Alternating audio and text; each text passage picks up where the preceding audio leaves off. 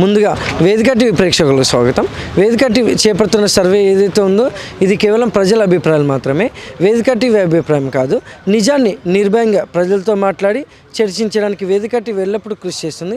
ఇందులో భాగంగా ఈరోజు నల్గొండ జిల్లాలో ఉన్నటువంటి ఎన్జీ కాలేజ్ రావడం జరిగింది. మరి ఇక్కడ ఉన్నటువంటి ప్రజలతో మాట్లాడి ఇప్పుడు కాంగ్రెస్ హయాంలో రేవంత్ రెడ్డి గారి పాలన విధి విధానాలు ఎలా జరుగుతున్నాయి, మరి గతంలో కేసీఆర్ గారి పాలన విధి విధానాలు ఎలా జరిగాయి అనే విషయాన్ని వాళ్ళ అభిప్రాయం తెలుసుకునే ప్రయత్నం చేద్దాం.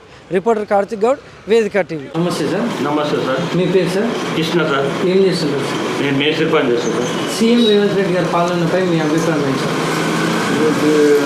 పాలన అంటే అప్పుడు కేసీఆర్ ఉండే సీఎం. కేసీఆర్ పాలన మంచిగా ఉంది. ఆయన కొన్ని పనులు చేసిండు వాస్తవం చెప్పాలంటే. ఇందులో కాంగ్రెస్ ప్రభుత్వం ఇంతవరకు అయితే ఏం చేయలేదు. నల్లగొండ కూడా డెవలప్ చేయని ఏరియా కూడా ఉంది. కేసీఆర్ రోడ్లు బాగా చేసిండు, అన్నీ చేసి రైతు బంధు ఇచ్చిండు, ఈ కళ్యాణం అది ఇచ్చిండు లక్ష్మి. ఇందులో ప్రజలకు చాలా వరకు కేసీఆర్ చేసిండు వాస్తవానికి చెప్పాలంటే. ఇప్పుడు కరెంటు కూడా 24 కరెంటు కూడా ఇవ్వలేదు కేసీఆర్ ఉన్నప్పుడు, సీఎం ఉన్నప్పుడు. ఇప్పుడు ఈ రేవంత్ రెడ్డి వచ్చిండు, కరెంటు కూడా జమ తీస్తుండు. కరెంటు కూడా ఏం లేదు, కరెంటు పోతూనే ఉంది నైటు. ఆయన పాలన ఏం బాలేదు వాస్తవం చెప్పాలంటే. ఈ 6 గ్యారెంటీలు ఇచ్చిండు, ఒక్కటి అమలు చేయలేదు.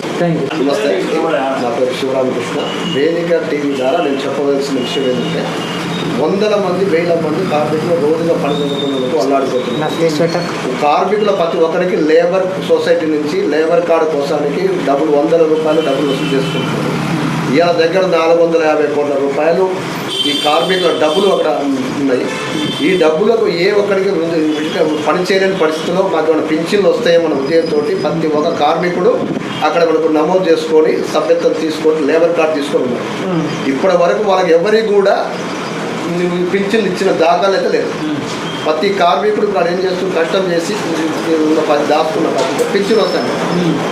ఏమైనా మా డబ్బులు కార్మికులు చేసుకున్న డబ్బులకు ఎక్కడ పోతున్నాయి ఈ పథకాలు. తర్వాత అందరికీ కూడా ఏమంటున్నారు, ఆరోగ్యం బాగాలేని టైంలో నీకు హెల్త్ కార్డు ఇస్తామంటున్నారు. నేను లేబర్ కార్డు ఆఫీస్కి పోతే అసలు సమాధానం వేరే విధంగా చెప్తున్నాను.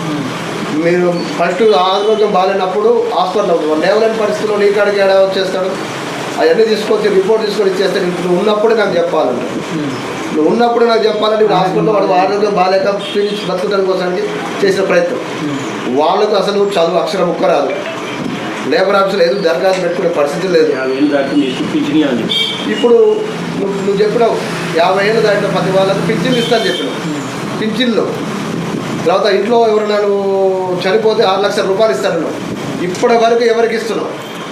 ఇప్పటి వరకు ఆ లేబర్ ఆఫీస్ వాళ్ళు కొంతమంది కుమ్మక్కై వీళ్ళ పేర్ల మీద తీసుకొని డబ్బులు డ్రా చేసుకొని వాళ్ళకి తింటున్నారు తప్ప సామాన్యుడు కార్మికుడికి ఎవరికి కూడా డబ్బులు రావట్లేదు. ఆడ ఒక టెంట్లు వేసుకున్నారు. ఆఫీస్ ముందరే టెంట్లు వేసుకొని మేము మీకు దరఖాస్తు తీసుకుంటాం, మేము చేపిస్తాం, మీకు లోన్లు ఇప్పిస్తాం, కార్డు ఇప్పిస్తామని చెప్పి ఇలా ఈ లేబర్ ఆఫీస్ వాళ్ళు అక్కడ కింద కూర్చొని ఒక దంద నడిపిస్తుంది. గతంలో పేపర్లో కూడా వచ్చింది ఇది. మేము పేపర్ కూడా వేయించాం, అప్పుడు కూడా ఏం స్పందన లేదు.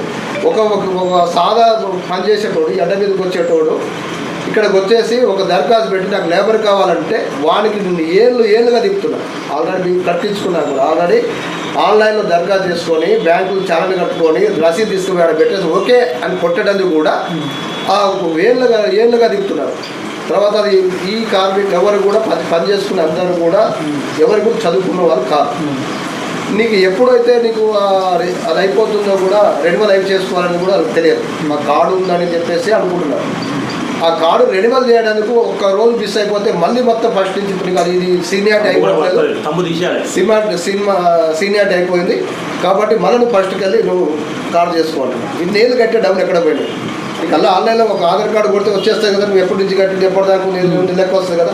మీరు కార్మికుడు కార్డు లేదా తెలుస్తుంది కదా. లేదా సంఘాలకు వచ్చి నీకు లేబర్ ఆఫీస్కి వెళ్ళి కార్మిక సంఘాల నుంచి నీకు రసీదులు ఉంటాయి కదా. మీరు కార్మికుడు పనిచేస్తుందని చెప్పి ఉంటాయి కదా.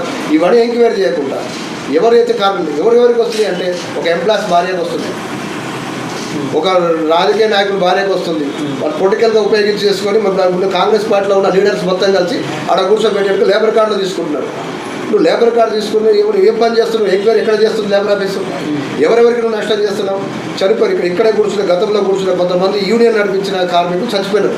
వాళ్ళు ఇప్పుడు మొత్తం రోడ్ల కుటుంబం మొత్తం రోడ్ల మీద పడరు. ఎవరికి కూడా 1 రూపాయి రాలేదు. ఈ డబ్బులన్నీ తీసుకొని వీళ్ళ సౌభాగాల కొడి ఈ చిన్న చిన్న పేదలు నిరుపేదలు కష్టం చేసుకునేటోళ్ళు అన్నం లేక అన్నమోరాన్ని ఆలోచించేవాడు 20 కిలోమీటర్ల దూరాన్ని చూసి ఒక కిరాయి లేకుండా ఇంటికి వచ్చి ఎంతోమంది మా అక్కడికి వచ్చేసి ఇవాళ బస్సు మాకు ఆటో వెళ్ళిపోయింది, మాకు కిరాయి పని దొరకలేదు, మాకు ఒక 20 రూపాయలు 30 రూపాయలు ఇస్తే రేపు ఏమైనా అడుకొచ్చాను ఇస్తామని చెప్పేసి అడగపోయిన దాంట్లో చాలా ఉన్నాయి మాకు. మేము కూడా తోటి కాదు రే పాప ఆటో లేదు సీకర్లు వెళ్ళిపోతుందని చెప్పేసి ఆ బస్సు ఎక్కలేదంటే బస్సులో కొట్టలాటలు అలా మొత్తం ఆడలు మొత్తం ఇబ్బంది, ఆడు మోగోలకు అసలు అవకాశం లేని పరిస్థితి అయిపోతుంది. దీన్ని డబ్బులు మొత్తం మారుస్తున్నాం, పథకాలకు మారుస్తున్నాం. కార్మికుల డబ్బులు కార్మికులకు చెందాలి. కార్మిక పథకాలు ఏదైతే ఇచ్చినో ఆ పథకాలను అమలు చేయాలి. ఈ కార్మిక సంఘాలు కూడా కేంద్ర ప్రభుత్వం సంబంధించినది. కార్మిక సంఘాలు కేంద్ర పెట్టిన కార్మిక సంఘాల్లో నువ్వు బడ్జెట్ మొత్తం రిజర్వేషన్ ఉంది.